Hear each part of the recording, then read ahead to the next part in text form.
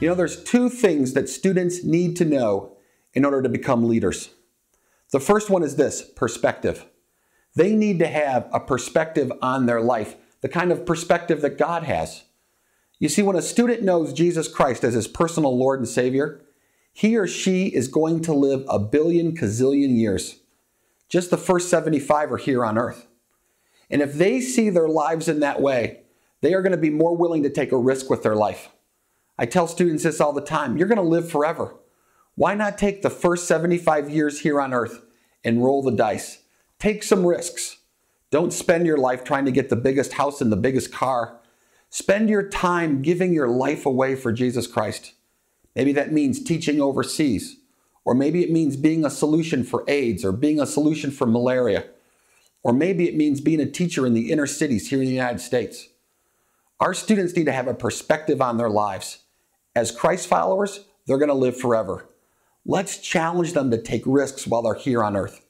After all, 200 years from now, standing in the glory of God, are we going to want to say, we took it easy, we were comfortable, we were safe? Or are we going to want our students to say, oh no, I took huge risks for God? The second thing that students need to know if they're going to become leaders, they need to understand this concept of know thyself. They need to know who they are.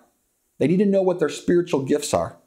They need to know what their leadership personality is. Are they a doer, a thinker, a mover?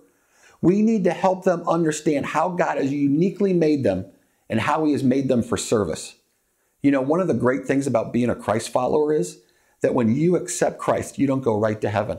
You actually stay here on earth, and you're given a mission, something to do for Christ, and you're uniquely made to do that mission. We need to help our students understand that God has a plan to use them, and they're wired and made to complete that mission. Two things students got to know if they're going to develop into leaders is they got to have a perspective on their lives, a God perspective. And second of all, they got to know that God has made them in a unique way for a mission.